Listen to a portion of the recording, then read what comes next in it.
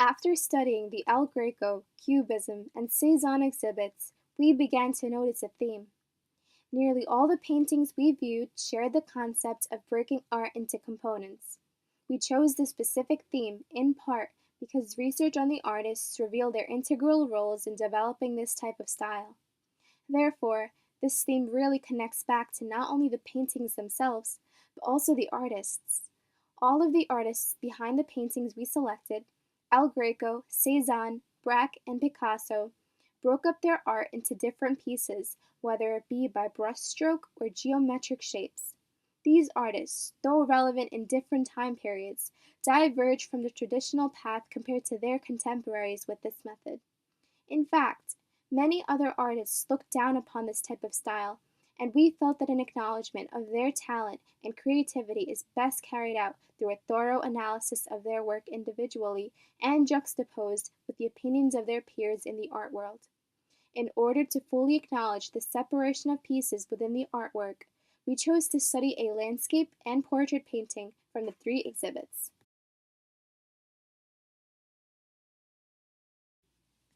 This painting is titled View of the Domaine Saint Joseph. It was painted by Paul Cézanne in the late 1880s using oil paints. Cézanne is considered by most to be the father of modern art. He was the first to break up paintings into individual parts. Rather than using smooth, consistent brushstrokes, his works feature blotches of color. Cézanne didn't exactly paint his paintings in a traditional sense. He constructed them with his brushstrokes. In a time where the more picturesque and realistic a painting the better, such a style was unheard of. The view of the Domaine Saint Joseph depicts a Jesuit estate belonging to Saint Joseph, located on a hill named the Colline des Pauves. Though the color of the sky is composed of varying shades of blue with white, purple, and pink undertones, the uniformity of the brushstrokes and the solidity of the paint on the canvas contrasts with the stroke style of the landscape and building underneath. Rather than utilizing his brushstrokes to make a hyper-realistic image, Cézanne chose to use the brushstrokes as individual building blocks with which he constructed his paintings, such as this one. The trees in the foreground, one can see, are individualized from one another and are made up of giant, huge brushstrokes that clearly define themselves from each other. The colors are also very distinct from one another, blending together to create a neutral palette with a myriad of colors chosen. Though one can infer that the brushstrokes found on the lower portion of the painting represent trees, it is difficult to differentiate one tree from the next, despite the fact that one can easily distinguish the individual brushstrokes. Rather than being broken up by brushstrokes, the house in the middle ground is broken up by a series of shapes, rectangles and triangles. The colors are more uniform than that of the trees and the mountains, mostly various shades of off-white with some reds and blues. Later, we will see how Picasso and Braque drew inspiration from this breaking up of shapes to father the art form of Cubism. The hills in the background are similar to the trees in the foreground in terms of their breakup with regard to brushstrokes.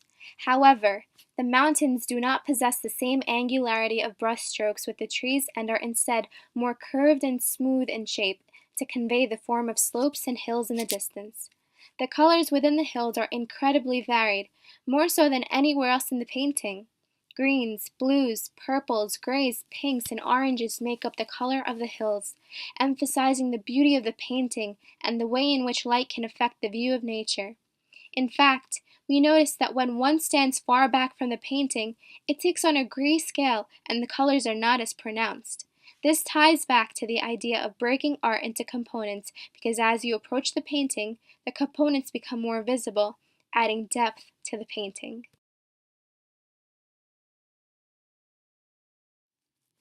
As was briefly mentioned before, Braque and Picasso expounded on Cézanne's revolutionary idea to break art into its components.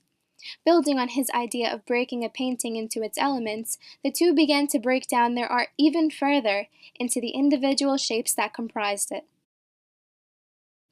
This oil painting was done in 1908 by Georges Braque, a French painter. Titled Trees at L'Estaque, it depicts a small French village west of Marseille named L'Estaque.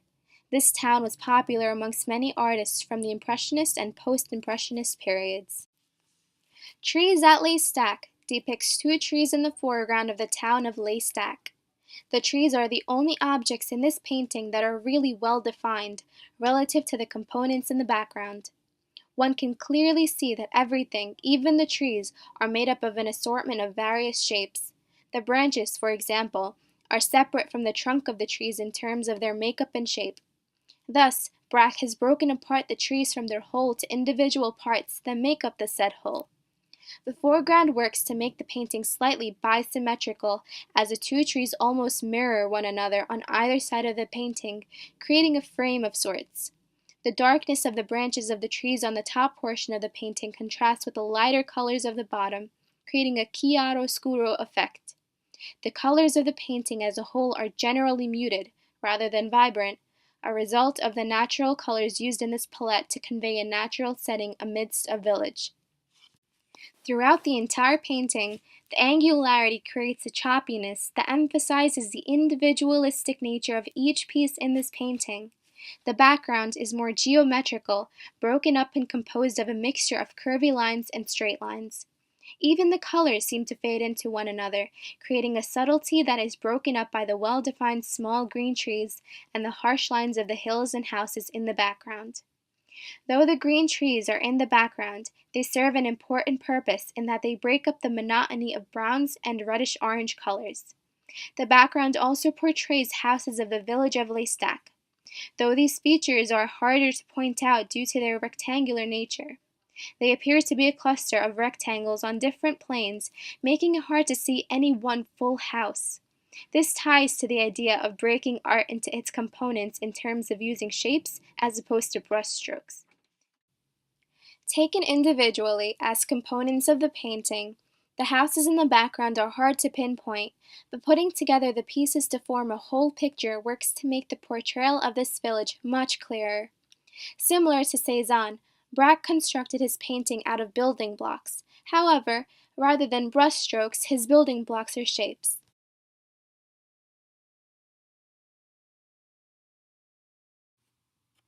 The next landscape is called View of Toledo.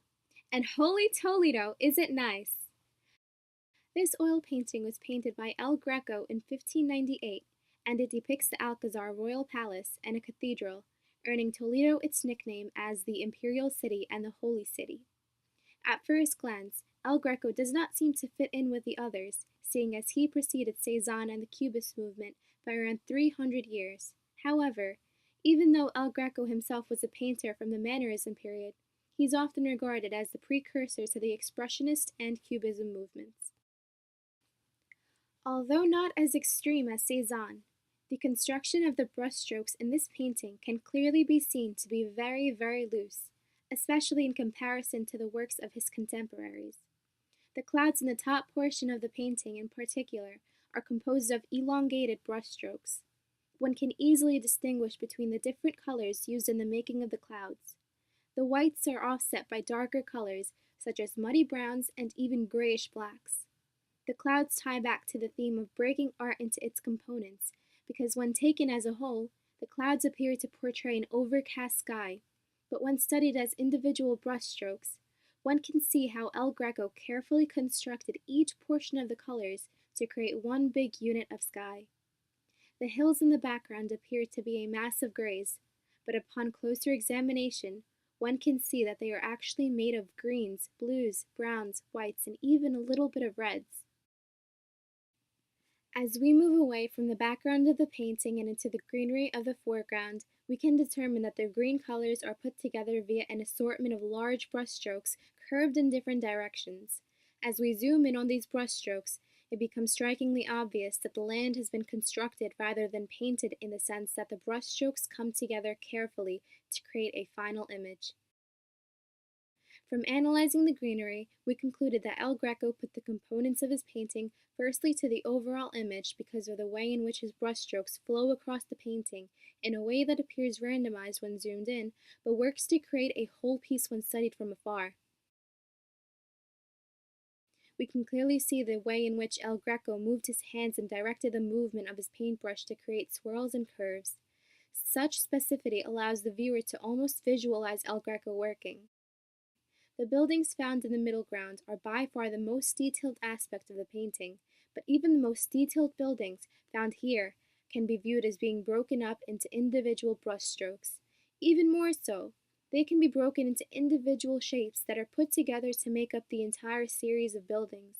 This becomes more apparent as we move to the left, where the buildings become less and less detailed and more like individual shapes. All the way in the left, the buildings hardly look like buildings at all. In fact, they are reminiscent of the buildings we saw in the Cezanne painting. It is clear from these three landscapes that each Cezanne, El Greco, and the artists of the Cubist movement all follow the theme of breaking their art into components. To further illustrate this point, we also chose a portrait from each of the three exhibits.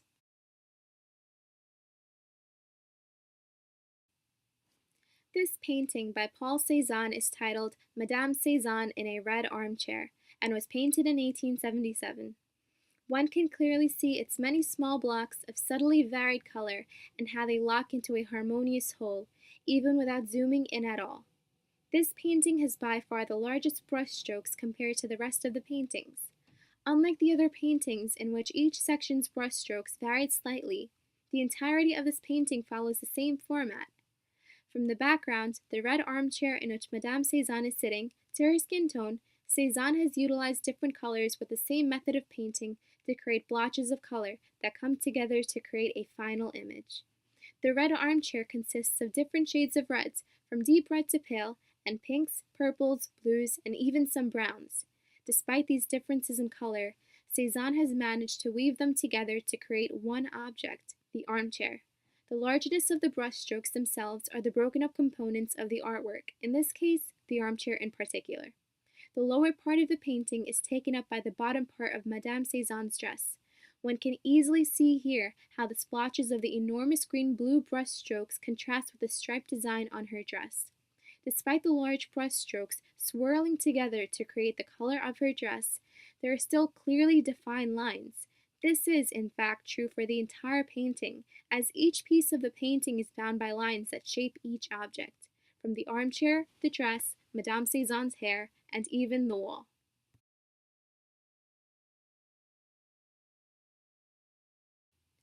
This next portrait, which almost doesn't even look like a portrait, is called Man with a Guitar. It is from the Cubism exhibit and was painted by Pablo Picasso in 1915. This painting was done towards the end of Picasso's Cubism stage and is stylistically classified as synthetic Cubism. This painting reveals the shift in what the artist viewed as most significant in paintings. In the previous Cubist painting by Braque, though there were very clear shapes, these shapes only work together as a whole to create a picture. In this painting, the focus has changed from the overall image to the shapes themselves being the primary focus. Picasso uses a wide variety of colors to highlight the various shapes.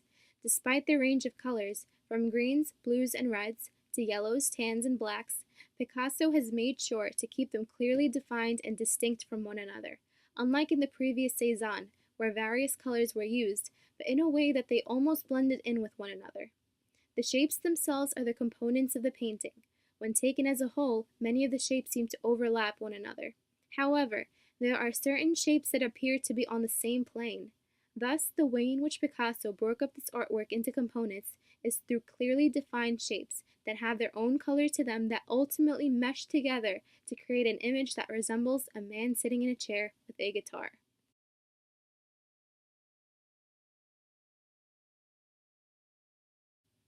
This next and final painting is by El Greco and was completed between the years 1600 and 1605. Titled Saint Luke, it depicts this patron saint of art. Almost immediately, one notices the complete disregard for spatial consistency, as the book seems to be in the same plane as Saint Luke himself. It is almost as if the book is flat and is part of Saint Luke's garb. Though not nearly to the same extreme as Cézanne's work, the individual brushstrokes are easily noticeable. This was extremely inconsistent with the typical style of El Greco's time. Here is another portrait by El Greco which illustrates the more traditional style for a Mannerist painter. Looking at these two portraits, it's hard to believe they were painted by the same artist. This one features a very tight brushstroke we have not seen in any of these other paintings. These tiny, tiny brushstrokes create a hyper-realistic image. This is a prime example of not breaking art into components. In this portrait, however, the individual brushstrokes are outwardly apparent, most noticeably in St. Luke's book and garb. Looking at the two faces next to one another, the difference becomes even more distinct. We see the same shocking difference when we look at the hands in each of the paintings. While the features in St. Luke are loose and blotchy, the features in this other painting are very fine and detailed. We can see that although El Greco did not do this in all of his works, he did in fact break his art into components using his brushstrokes. Throughout all of the paintings, we studied how the artist broke up the piece as a whole into its parts, whether it be by brushstrokes, shapes, colors, or a combination of the three. In analyzing the way in which the components come together to make a final image, we were able to pick out the small details of each painting, which in turn made the work itself more meaningful. I think we can all agree that paintings do not have to be super defined or detailed to have profound meaning and be an incredible piece of art.